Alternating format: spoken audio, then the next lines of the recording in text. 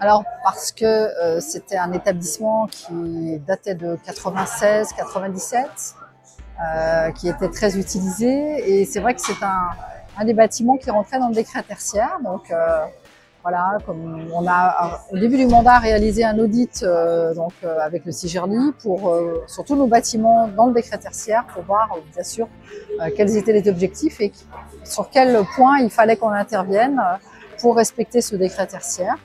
Donc c'est le 3e bâtiment qu'on rénove, et c'est vrai que ce gymnase, notre objectif c'est de réduire 43% bien sûr les consommations énergétiques à horizon 2030.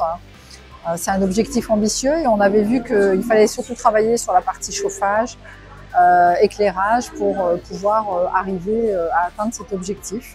Donc voilà, on avait aussi des sujets de confort, d'utilisation, donc des problèmes de chauffage vraiment prégnants, donc on s'est dit il faut faire des arbitrages et on a choisi de rénover à nouveau ce bâtiment, et c'est le 3e bâtiment qu'on rénove depuis le début du mandat de 2020.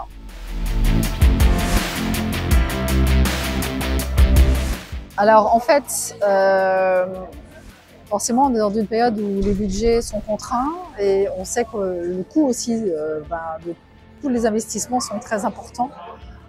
Donc on s'est dit qu'est-ce qu'on fait une fois qu'on a fait évaluer à peu près, puisque le CIGERLI nous avait évalué l'enveloppe des travaux, on a travaillé avec le CAUE pour affiner cette offre.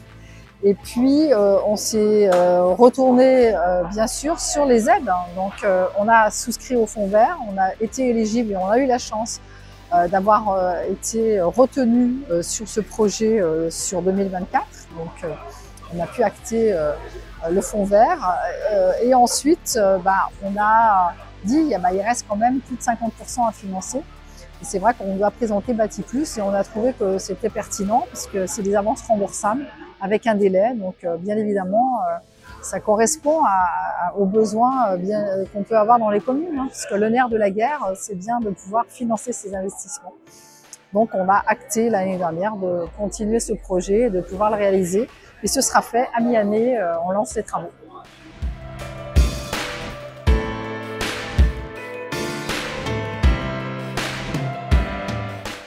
3 à l'échelle du mandat, c'est quand même voilà, beaucoup. Mais moi, je pense que dans cette commune, on a beaucoup de bâtiments publics.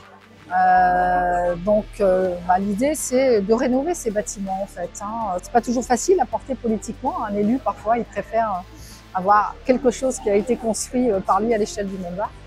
Moi, c'est pas ma vision. On a des bâtiments, ils ont été bien conçus. Maintenant, ce qu'il faut, effectivement, c'est un patrimoine et c'est notre devoir aussi, bien sûr, de l'améliorer et de le conserver dans le meilleur état qu'il puisse. Et je pense que ça passe effectivement par ces rénovations. Et en plus, le sujet énergétique, il est tellement important aujourd'hui qu'on doit avoir un rôle aussi d'exemplarité. Voilà.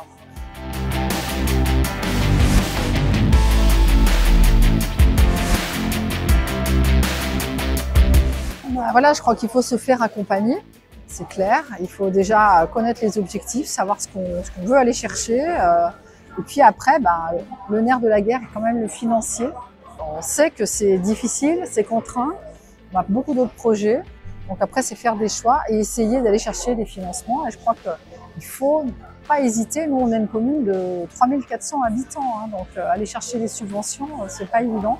Donc effectivement, il faut se faire accompagner de ce collectif pour pouvoir aller chercher bien sûr des subventions. Et c'est comme ça qu'on arrive à réaliser les projets.